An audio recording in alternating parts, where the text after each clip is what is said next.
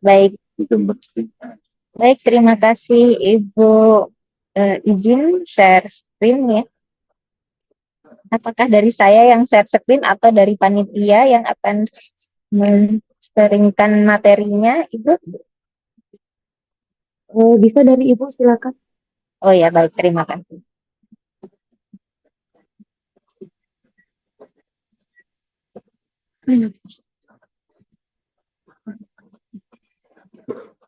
Sudah terlihat begitu.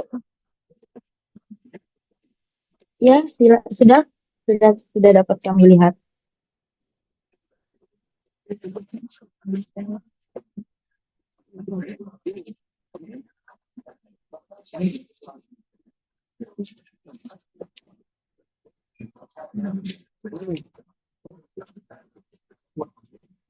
Baik, sebentar Ibu.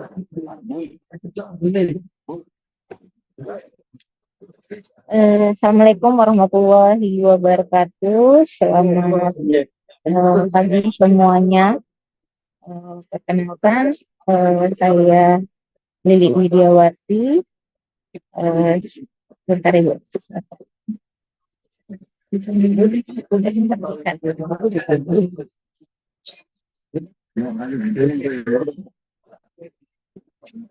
Sebentar Ibu.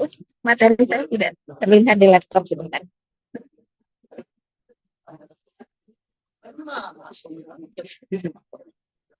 Maaf Ibu, karena saya sedang di bandara, jadi ada suara-suara yang masuk. Jadi, saya Lili Widiawati, dengan tim saya ada Ibu Marleni dan Bapak Bepinan Musius Mando. Nah, dalam kesempatan ini kami akan mempresentasikan materi kami terkait dengan keamanan akun dan data pribadi di era media sosial. Izin sekali lagi Bu, apakah boleh saya dibantu di share screen? Eh, Layar saya agak bermasalah sebentar Ibu. Apakah boleh saya dibantu?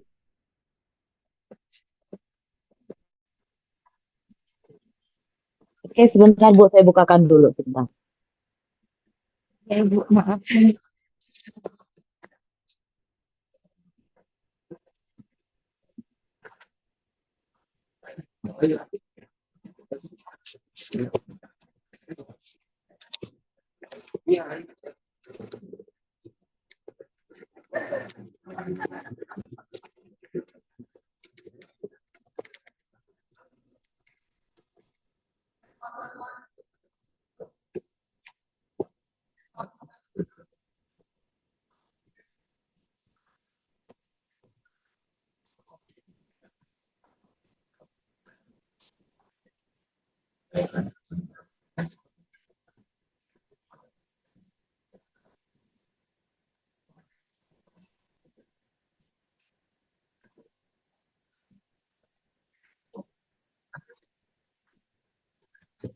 Baik, terima kasih. Eh, Bisa di slide ketiga Ibu.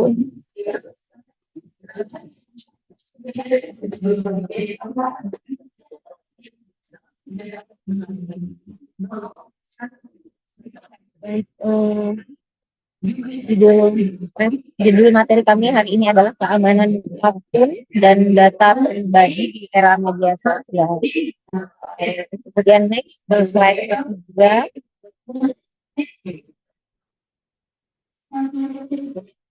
Di selama presentasi ini saya akan menyampaikan 5 mata materi yang akan saya sampaikan.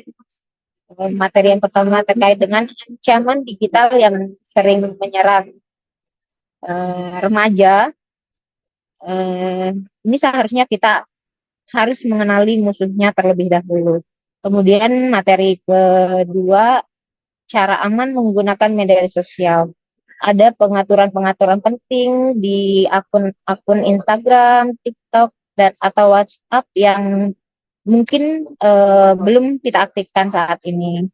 Kemudian materi yang ketiga adalah terkait dengan rahasia membuat password yang benar-benar kuat.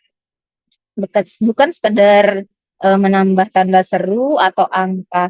Ada cara yang lebih cerdas. Kemudian materi keempat terkait dengan cara mengenali link dan pesan penipuan. Ini yang harus kita tanamkan di benak kita. Sebelum klik ada 5 detik yang bisa menyelamatkan akun kita. Kemudian yang kelima, jejak digital. Data tentang kita ini sering tersebar di internet dan banyak yang tidak kita sadari. Oke, kita masuk ke topik 1, next slide, yaitu ancaman digital. Ancaman digital ini sangat sering mengintai kita di dunia online. Sebelum kita melindungi diri, kita harus tahu dari mana datangnya bahayanya. Seperti di dalam dunia kesehatan, contohnya, tidak mungkin kita bisa menyembuhkan penyakit kalau kita tidak tahu apa nama penyakitnya. Seperti itu analoginya ya. Kemudian slide selanjutnya, di sini dapat kita lihat 89% remaja di Indonesia aktif di media sosial setiap hari. Ini bukan angka kecil ya tentunya. Ini hampir semua anak muda yang ada di negeri kita. Dan di antara mereka, 1 dari 3 pengguna pernah mengalami penipuan online. Modus yang paling sering adalah phishing, ini yang nomor 1.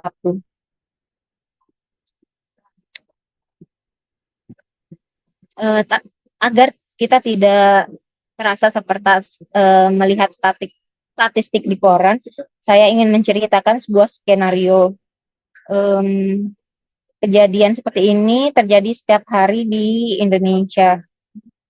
Bayangkan pagi hari ketika kita bangun, buka HP, dan di Instagram kita tidak bisa kita buka.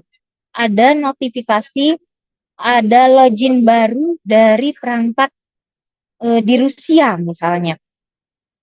Nah, ini kan tentunya kita merasa panik dan kita akan mencoba masuk ke akun kita, tapi ternyata password yang sudah kita setting sudah berhasil diganti. Nomor HP yang terdaftar juga sudah diubah. Otomatis akun kita sudah tidak bisa kita akses. Otomatis sudah bisa diambil alih oleh orang lain. Nah, namun ceritanya tidak hanya berhenti sampai di situ.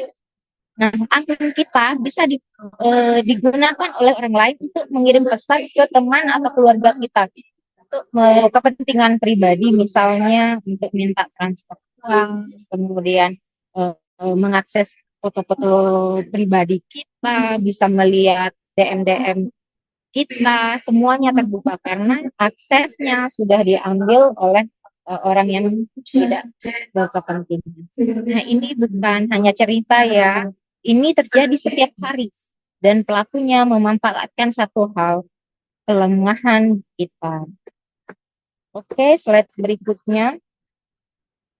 Nah, di sini ada 4 ancaman utama yang paling sering menyerang khususnya kalangan muda. Yang pertama, phishing. Phishing ini seperti memancing ikan. Tapi yang dipancing adalah data kita kalau di sini gitu ya.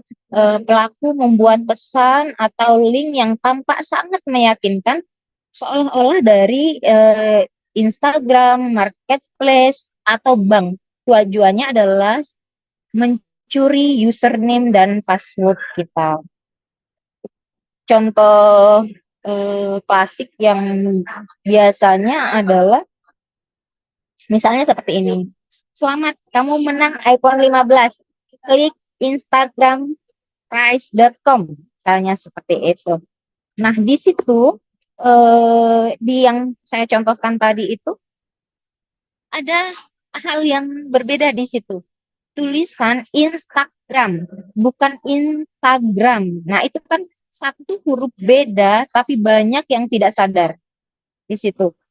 Dan begitu ketika kita klik dan masuk data login, sudah selesai, data kita sudah di tangan mereka. Ya, jadi harus benar-benar diperhatikan bahwa link tersebut adalah link dari sumber yang dapat dipercaya. Yang kedua adalah akun takeover, akunnya dibajak, ya. Ini adalah kelanjutan dari phishing. Setelah pelaku mempunyai username dan password, mereka masuk ke akun dan langsung menguasainya. Tentunya hal pertama yang paling dahulu dilakukan adalah ganti password, kemudian mengganti dan email pemulihan, sehingga akun tersebut benar-benar sudah menjadi akun si penipu gitu ya. Biasanya tanda-tandanya adalah tiba-tiba follower kita berkurang atau ada postingan yang ada di dalam akun tersebut tidak pernah kita buat. Itu tanda-tanda bahwa akun kita sudah dibajak. Kemudian yang ketiga adalah catfishing. Ini identitas palsu. Seorang membuat akun palsu menggunakan foto curian dari akun orang lain, lalu berpura-pura menjadi orang lain tersebut. Tujuannya bermacam-macam. Biasanya adalah penipuan uang, memeras atau bahkan bahaya yang lebih serius ya, untuk identitas palsu ini. Contohnya di sini kita dapat DM dari artis yang minta tolong ditransfer uang gitu ya. Ini kan kalau kita berpikir secara logika tidak mungkin orang akan meminta ditransfer kalau kita tidak mengenal. Kemudian yang keempat adalah cyberbullying. Ini perundungan online. Ini mungkin yang paling dekat dengan pengalaman sehari-hari, terutama di kalangan pelajar. Pelecehan, ancaman, atau perundungan lewat komentar, DM, atau penyebaran konten memalukan. Ini contohnya yang perlu dipahami adalah dampak cyberbullying. Ini sama beratnya dengan bullying di dunia nyata. Bahkan lebih berat, karena jejak digitalnya bisa tersebar kemana-mana dan bertahan lama. Salah satu contoh yang paling umum yaitu screenshot percakapan private kita yang disebarkan tanpa izin. Mungkin terdengar kecil, tapi dampaknya pada korban bisa sangat besar. Oke, slide berikutnya. Topik kedua yaitu keamanan akun media sosial. Kita sudah mengenali ancamannya. Sekarang kedua, kita akan mengetahui bagaimana cara mengamankan akun media sosial kita. Saya sering mendengar orang bilang, akun saya tidak penting, siapa sih yang akan mau membajak akun saya, seperti itu ya. Tapi izinkan saya meluruskan hal tersebut. Bagi penyerang, setiap akun itu bernilai. Akun Anda bisa dipakai untuk menipu orang lain. Bisa saja tujuannya adalah bukan Anda, tetapi orang yang Anda kenal, gitu ya. Tapi melalui Anda melakukan penipuannya. Kemudian contoh berikutnya adalah bisa dijual di dark web ya, untuk data-data kita. Dan ini juga akun kita juga bisa digunakan untuk menyebarkan konten negatif atas nama kita. Nah, tentunya ini sangat merugikan kita. Jadi bukan hanya kita siapa, kita bukan orang penting sehingga tidak peduli dengan keamanan akun kita. Tapi kita harus yakin bahwa jika kita melindungi diri kita, bisa jadi kita cara kita untuk melindungi orang-orang yang di sekitar kita. Oke, slide berikutnya, hal yang harus dilakukan yaitu wajib mengaktifkan verifikasi 2 langkah atau two-factor authentication. Ini saya akan menganalogikan sederhana ya. Bayangkan jika pintu rumah kita punya 2 kunci. Kunci pertama adalah password. Nah, two-factor authentication ini adalah kunci kedua yang hanya ada misalnya di HP kita. Jadi meskipun seorang berhasil mencuri kunci pertama, mereka tidak bisa masuk karena tidak punya kunci kedua. Jadi ini sangat disarankan untuk selalu mengaktifkan two-factor authentication. Cara mengaktifkannya berbeda-beda ya di setiap platform, dan mungkin bisa nanti setelah seminar ini coba ya untuk bapak, ibu-ibu dan adik-adik semua peserta. Jika di Instagram ini buka pengaturan, kemudian klik keamanan, kemudian klik yang autentikasi 2 faktor. Lalu kita pilih aplikasi autentikasi.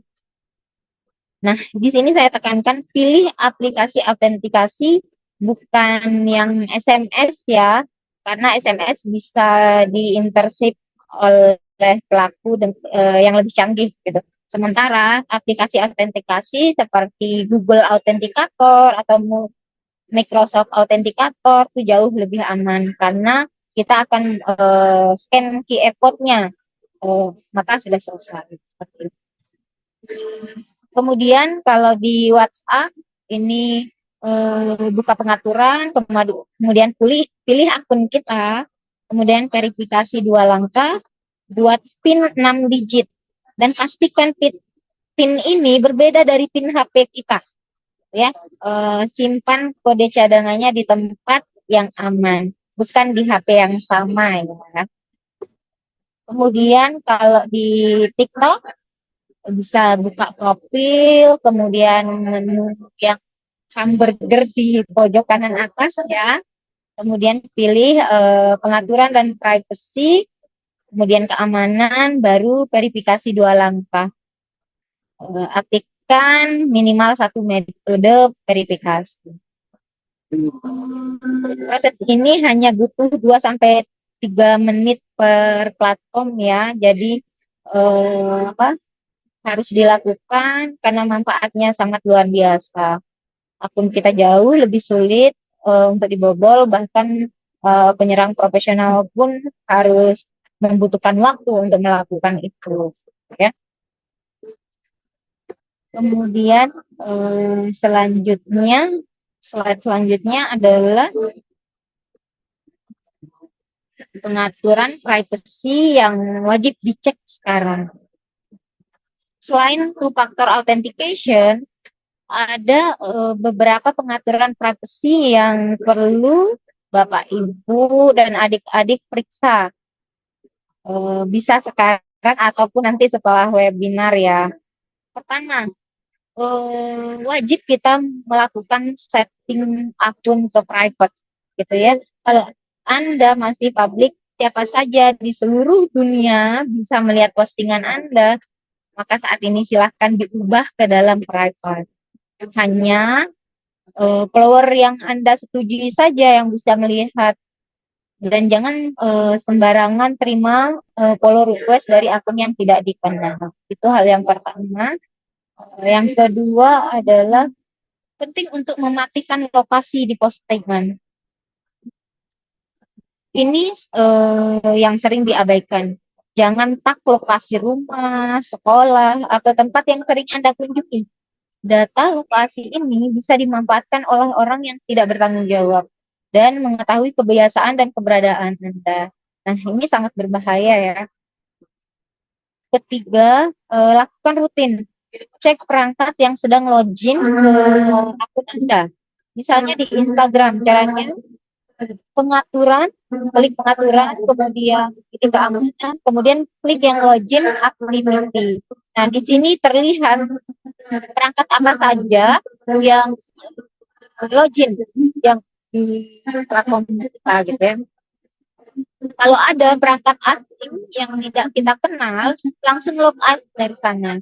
Ini adalah cara paling mudah untuk mendeteksi ini apakah akun kita sedang diakses orang lain. Ya. Kemudian yang selanjutnya adalah cabut akses aplikasi lama. Banyak dari kita pernah login ke suatu aplikasi menggunakan akun misalnya Instagram kita atau Facebook. Nah, aplikasi-aplikasi ini masih punya akses ke akun kita. Jadi cek di pengaturan, klik ke aplikasi dan cabut izin yang tidak perlu. Nah, ini perlu untuk kita perhatikan dan kita terapkan. Kemudian selanjutnya adalah filter komentar dan DM. Ini saya rasa penting ya, karena di Instagram dan TikTok punya fitur filter kata. Jadi kita bisa mengaktifkan ini untuk mengurangi komentar negatif. Batasi juga siapa yang bisa mengirimkan kita DM gitu ya, sehingga benar-benar orang yang berinteraksi dengan kita adalah orang-orang yang kita kenal seperti itu. Kemudian komentar-komentarnya juga yang memberikan dampak positif bagi kita. Jika ada komentar negatif bisa kita filter, tidak masukkan ke akun kita. Nah, ini yang keenam, ini wajib untuk kita lakukan, aktifkan notifikasi login baru. Dengan ini, kita akan langsung dapat pemberitahuan jika ada yang mencoba login ke akun kita. Nah, dari perangkat manapun lokasi yang baru. Ini adalah sistem alarm ini yang sangat berguna untuk keamanan akun media sosial. Kemudian slide berikutnya. Slide berikutnya ini topik ketiga.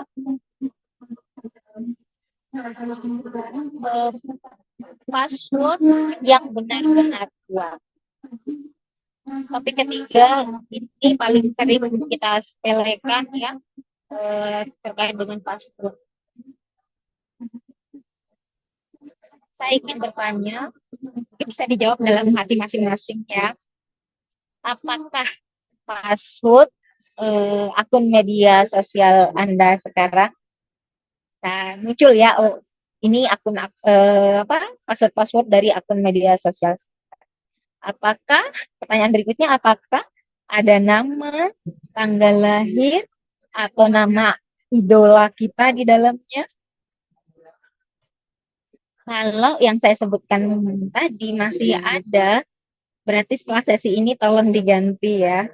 Karena saya akan jelaskan ke slide berikutnya.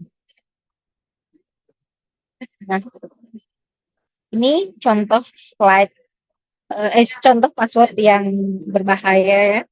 Misalnya, Budi 2007. Nama plus tahun lahir. Ini adalah kombinasi yang bisa ditebak dalam hitungan detik oleh program komputer otomatis. Bahkan oleh orang kita manusia saja bisa menebak ini. Nah, password ini bisa langsung kita tebak karena perpaduan nama dan tanggal lahir. Kemudian 1, 2, 3, 4, 5 atau QWERTY masih di slide sebelumnya.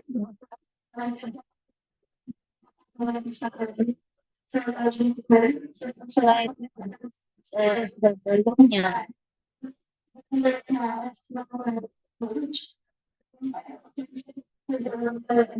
Sebelumnya mohon maaf.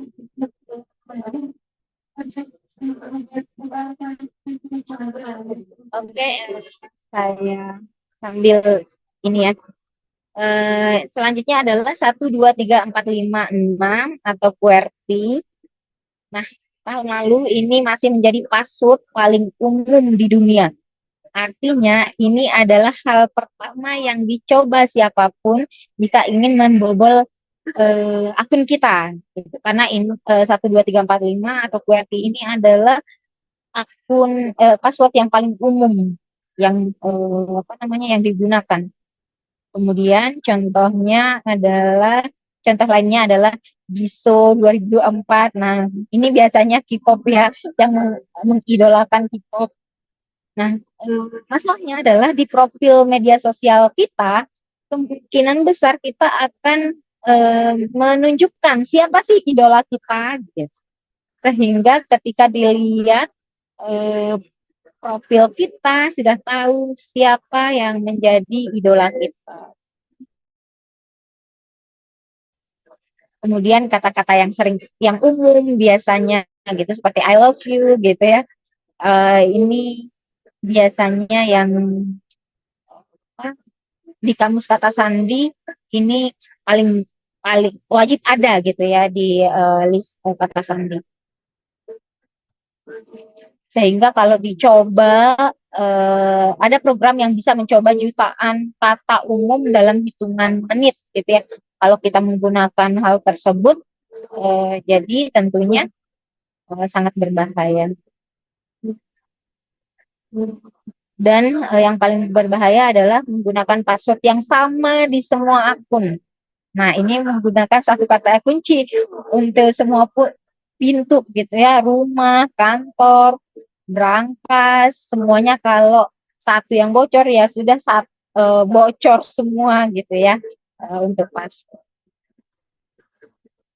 Nah, lalu seperti apa password yang benar-benar kuat? Minimal 12 karakter. Kalau saya rekomendasikan minimal 12 karakter. Panjang itu lebih penting daripada kompleksitas. Password yang contohnya password dengan bentuk kode angka gitu, ini hanya 10 karakter masih jauh lebih lemah dari password yang panjang tapi sederhana. Kemudian gunakan pasfrase. Ini adalah teknik yang akan saya jelaskan di slide berikutnya ya. Kemudian yang ketiga adalah bedakan password tiap akun. Password email Anda harus berbeda ya semuanya. Misalnya password email menggunakan apa, Instagram harus berbeda, kemudian di marketplace juga harus berbeda, sehingga ketika satu bocor tidak berpengaruh ke akun yang lainnya. Kemudian saran saya adalah pakai password manager. Misalnya Google Password Manager, ini gratis ya, bukan saya promosi ya, tapi ini yang biasa digunakan dan bisa menyimpan serta membuat password buat secara otomatis.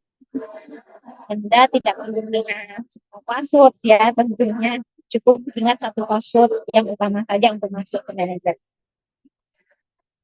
Oke, slide berikutnya.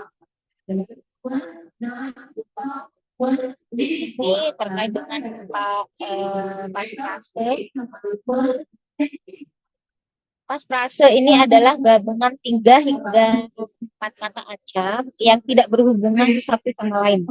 Dipisah dengan tanda hubung. Biasanya kedengarannya sederhana, tapi hasilnya jauh lebih membuat dibanding password yang kompleksitas. Ya. Misalnya di sini lihat contoh yang pertama, password itu 9 karakter. Ini bisa dibobol secara instan oleh program modern. Ya, kemudian kucing 2007 tanda seru ini 11 karakter, butuh sekitar mungkin karena ini satu kata gitu ya, bisa lebih cepat untuk dibobol. Nah, yang ketiga dan keempat perlu diperhatikan. Ada terdiri dari 4 kata yang tidak berhubungan. Misalnya kucing, strip biru, strip lompat, strip bulan. Kucing biru lompat bulan ini kan tidak tidak menjadi satu kalimat yang utuh. Ini 23 karakter. Nah, di sini butuh jutaan tahun ya untuk bisa dibobol karena di kunci dari pasfrase ini ada 2, panjang dan acak. gitu ya. 4 kata yang tidak ada hubungannya satu sama lain, seperti meja, terbang, hujan, coklat, ini sama sekali tidak berhubungan. Nah, otak kita bisa mengingat karena dia kata gitu ya. Tapi komputer butuh waktu yang sangat tinggi ya untuk menebaknya. Seperti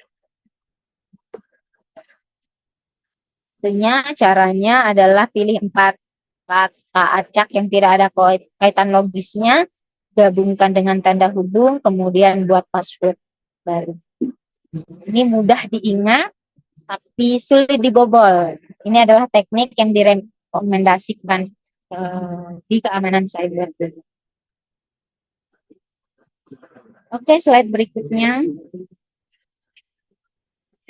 Topik keempat yaitu kenali link dan pesan penipuan.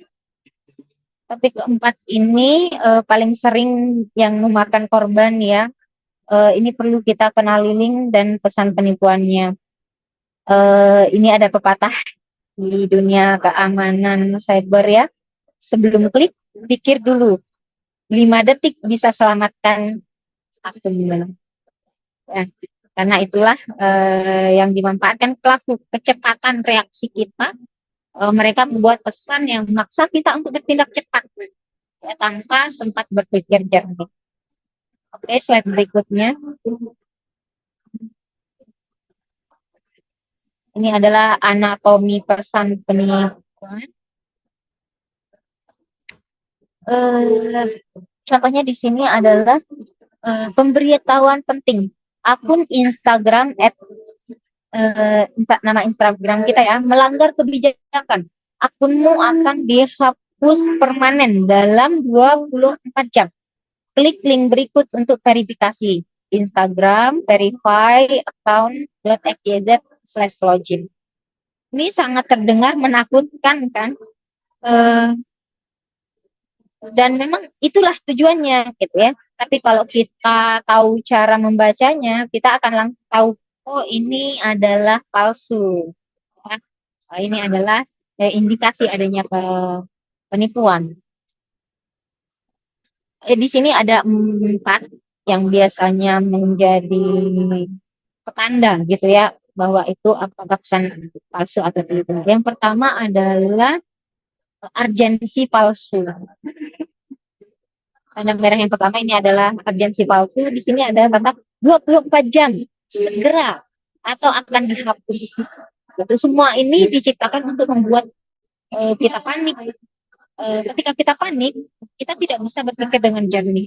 Ketika tidak bisa berpikir dengan jernih, kita mudah dimanipulasi.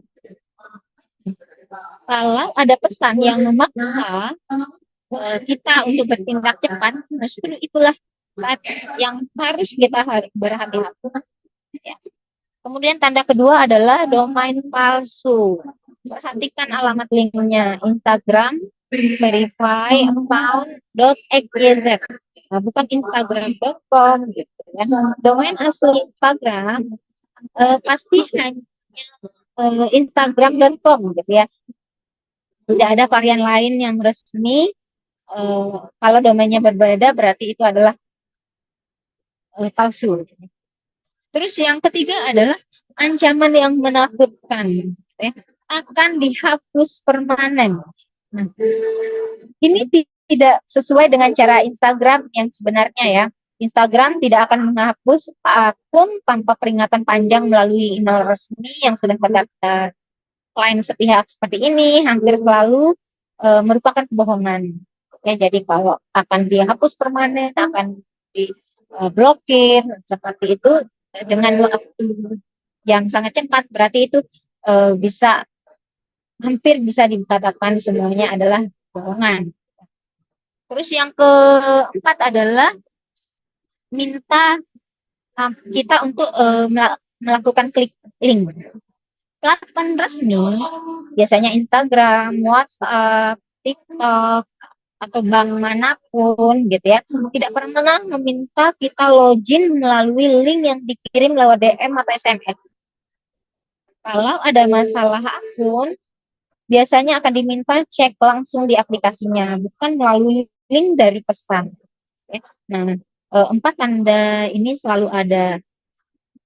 Semoga setelah ini kita tidak ada alasan untuk kita terkecoh gitu ya. Oke, selanjutnya eh, cara cek link sebelum kita klik gitu ya. Baik, sekarang kita tidak hanya bicara tentang mengenali penipuan, tapi apa yang harus kita lakukan saat menerima link mencurigakan. Ini ada 5 langkah praktis ya. Yang pertama adalah lihat domain utamanya. Jika domain utamanya sudah tepat sebelum .com, .net atau .id, di sini adalah contohnya instagram.com, gitu ya. Domain utamanya Instagram diikuti .com, ini asli. Kalau misalnya ada Instagram, Anda strip support gitu ya. Domain utamanya bukan Instagram, tapi Instagram support. Berarti ini adalah palsu. Nah, yang contoh ketiganya yaitu Instagram. Nah, ini kan sangat G-nya diganti jadi Ki gitu. Kalau kita nggak perhatikan jeli itu, kita merasa itu benar gitu ya. Perhatikan ada huruf Ki di situ, bukan G gitu. Domain yang sengaja dibuat mirip untuk menipu. Kemudian langkah kedua adalah jangan klik langsung. Kalau dapat link mencurigakan, jangan klik langsung. Usahakan untuk menelusuri langsung ke websitenya. Kemudian dengan cara klik di browsernya langsung. Misalnya instagram.com di Chrome. Bukan klik dari DM-nya ya, tapi cari di search engine atau di browser gitu untuk masuk ke akun resminya. Kemudian cari centang biru. Akun resmi Instagram atau marketplace dan perusahaan-perusahaan besar punya tanda centang biru terverifikasi gitu ya. Kalau yang mengirimkan pesan tidak punya centang biru, itu patut untuk kita waspada. Kemudian langkah keempat yaitu tanya dulu sebelum transfer. Ini sangat penting. Kalau ada teman atau keluarga yang tiba-tiba minta uang melalui DM, gitu, telepon langsung ke nomornya. Jangan hanya balas DM. Bisa jadi akunnya sudah dibajak atau chat itu sebenarnya dilakukan oleh penyerang.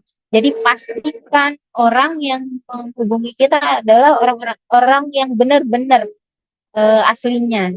Jangan hanya percaya dari satu alat komunikasi, ya.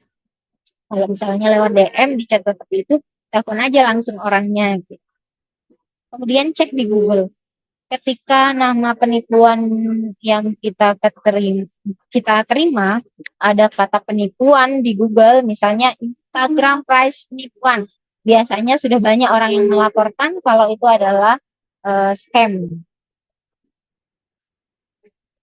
Nah, ini yang 5 langkah sederhana. Kami patut untuk kita coba semua ya. Ingat 5 detik untuk berpikir lebih baik daripada harus berbulan-bulan menyesal ya. Kemudian slide kelima, materi topik kelima, jejak digital. Slide berikutnya.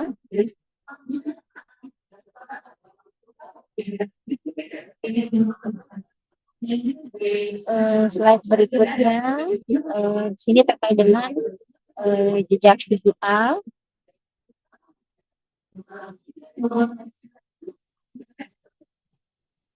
Setiap kali kita online, kita meninggalkan jejak. Setiap bekas kaki kita di pasir, itu pasti ada jejak. Bedanya jejak di pasir bisa dihapus oleh ombak, jejak digital jauh lebih sulit, bahkan seringkali tidak bisa dihapus sama sekali. Apakah bisa dibantu untuk slide berikutnya?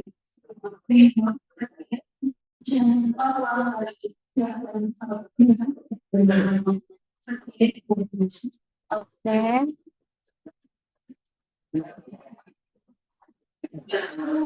oke, next. Oke, apa itu jejak digital? Ada dua jenis jejak digital ya, yang kita sadari dan yang tidak kita sadari. Nah, ini yang kita sadari biasanya sudah banyak yang tahu ini ada foto dan video yang kita posting, komentar dan caption yang kita tulis, lokasi tempat kita check-in, yang kita tandai ya, data yang kita isi saat mendaftar aplikasi, kemudian riwayat belanja dan pencairan. Eh, ya benar, cairan. Nah, ini yang kita sadari. Nah, tapi ada data yang tidak kita sadari. Ini yang berbahaya. Pertama, data GPS tersembunyi di foto. Setiap foto yang kita ambil dengan kamera HP mengandung data yang disebut dengan escape data. Jadi data. Termasuk koordinat GPS dari mana foto itu diambil. Kalau kita upload foto dari rumah tanpa mematikan GPS di kamera, orang yang tahu cara membacanya bisa tahu eh, lokasi tempat rumah kita. Kedua, semua yang dikumpulkan di aplikasi gratis. Dengan pepatah, kalau produknya gratis, maka produknya adalah Anda. Nah, ini pepatah di dalam dunia digital ya. Kalau produknya gratis berarti produknya adalah kita. Aplikasi-aplikasi gratis ini sering mengumpulkan data tentang kebiasaan kita dan menjualnya ke pihak ketiga untuk keperluan iklan atau hal yang lebih buruk lagi. Selanjutnya adalah waktu online dan offline. Di platform media sosial bisa merekam kapan kita aktif dan kapan kita tidak aktif. Ini akan menghubungkan pola kebiasaan kita. Kemudian selanjutnya adalah semua situs yang pernah dikunjungi. Browser menyimpan riwayat ini. Dan kalau kita login menggunakan akun Google, ini sudah tersinkronisasi ke server Google ya. Kemudian yang kelima adalah iklan. Profil iklan berisi sifat dan minat. Facebook dan Instagram membangun profil tentang siapa kita berdasarkan perilaku online kita, usia, minat, pola beli, bahkan kondisi emosional. Profil ini digunakan untuk menunjukkan iklan apa yang kita lihat. Ya. Ini bukan untuk membuat kita takut ya, tapi agar kita sadar dan kemudian lebih bijak dalam bersosial media. Slide berikutnya, kebiasaan jaga jejak digital. Nah, lalu apa yang harus kita lakukan? Ada 5 kebiasaan yang bisa kita mulai terapkan mulai hari ini ya. Yang pertama adalah pikirkan sebelum posting. Ini adalah kebiasaan terpenting sebelum kita melakukan posting apapun, tanya ke diri sendiri, apakah saya nyaman kalau ini dilihat oleh guru, orang tua, atau perusahaan tempat kita melamar pekerjaan 5 tahun lagi. Kalau ragu, jangan posting. Ya. Ini relevan untuk semua kita ya, baik adik-adik yang masih sekolah, adik-adik mahasiswa, kemudian rekan-rekan yang sedang akan melamar pekerjaan, guru, rekan-rekan dosen. Ini harus kita jaga ya jejak digital. Siapa tahu ini akan bisa mempengaruhi karir dan reputasi kita di masa lalu. Yang kedua adalah matikan GPS di kamera dan media sosial.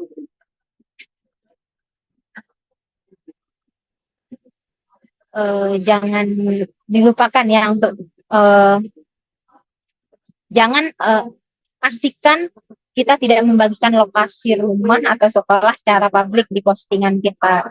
Ya, itu sangat berbahaya ya kalau semua orang kita bagikan kita tinggal di mana.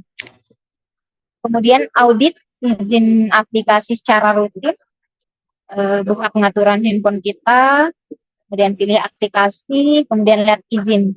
Periksa apakah aplikasi game yang kita install perlu akses ke daftar kontak, aplikasi edit foto perlu akses ke mikrofon kita, atau tidak ada alasan yang jelas, gitu ya, cabut izinnya, lakukan minimal setiap 3 bulan sekali, ya, sehingga kita rutin untuk ngecek keamanan dari handphone kita. Selanjutnya adalah internet tidak punya tombol delete, ya. Konten yang sudah tersebar, misalnya foto, video, komentar, ini bisa tersimpan di screenshot orang lain selamanya. Sekali kita kirim, kita kehilangan kontrol atas yang kita kirim tersebut. Lebih baik tidak mengirim daripada menyesal kemudian. Yang kelima adalah googling nama kita sendiri. Buka Google, ketik nama kita, gitu ya. Apa yang terjadi, gitu ya. Apakah kita akan melihat hal-hal yang tidak sesuai harapan kita, gitu ya. Foto lama, komentar, profil di forum yang sudah kita lupakan, gitu. Kalau masih ada terlihat, kalau masih bisa kita hapus, segera hapus dari sumbernya, ya, yang tidak kita inginkan. Oke, next slide. Jadi aksi yang harus dilakukan sekarang yang pertama adalah aktifkan two-factor authentication di akun media sosial kita, seperti Instagram, WhatsApp, TikTok. Ini butuh 2-3 menit saja ya. Kemudian cek apakah akun kita sudah private. Kalau belum, silahkan ganti sekarang. 3, ganti password yang lemah, pakai pasrase 4 kata acak, panjang, kuat, mudah diingat.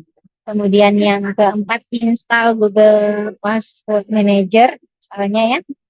Ini untuk membantu kita mengelola password yang berbeda di step up. Yang kelima, silahkan googling nama kita sendiri. Cek apa yang bisa kita temukan tentang diri kita di internet.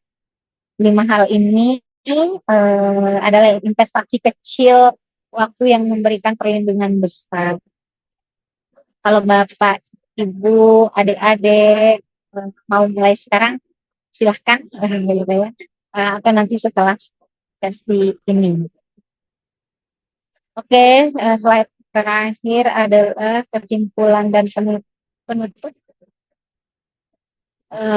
Dan kita sampai di bagian akhir sesi.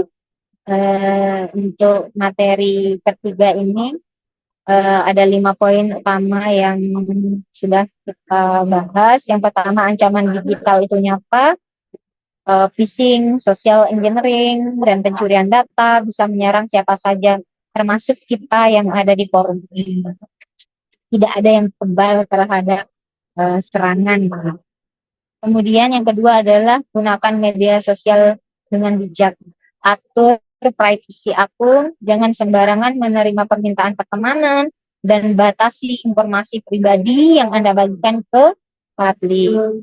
Kemudian selanjutnya adalah buat password yang kuat. Gunakan pasrase. Panjang, unik, dan berbeda untuk setiap akun. Kemudian waspadai link dan pesan mencurigakan. Sebelum klik, periksa domain. Tanya langsung ke pengirimnya kalau ada yang mencurigakan. 5 detik untuk berpikir bisa mencegah kejadian yang lebih besar. Kemudian jejak digital bersifat permanen. Apa yang Anda posting hari ini bisa berdampak pada masa depan kita. Pikirkan baik-baik sebelum membagikan.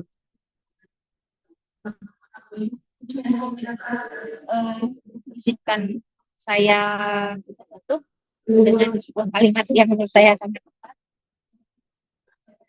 Keamanan digital dimulai dari kebiasaan kecil yang dilakukan setiap hari. Jadilah bijaksana, maka keberuntungan akan berikut. Keamanan digital ini bukan hanya untuk urusan orang IT saja ya, bukan urusan developer atau programmer. Ini urusan setiap orang yang punya HP, ya, yang punya akun media sosial. Ini berarti urusan kita semua. Um, Kepada Bapak, Ibu guru dan rekan-rekan dosen, kita adalah garda terdepan literasi digital bagi generasi berikutnya. Apa yang kita ajarkan dan contohkan itulah yang akan dipraktikkan oleh adik-adik siswa dan mahasiswa kita. Kepada adik-adik mahasiswa dan siswa, kalian adalah generasi yang akan mewarisi dan membentuk dunia digital masa depan, mulai dari diri sendiri, yaitu mulai dari. Terima kasih atas perhatiannya dan partisipasi Bapak Ibu, adik-adik semua. Semoga sesi ini memberikan manfaat bagi kita semua, tidak hanya selama seminar ini berlangsung ya, tapi juga dalam kehidupan digital kita sehari-hari. Saya akhiri, wabillahi taufiq wal hidayah. Wassalamualaikum warahmatullahi wabarakatuh.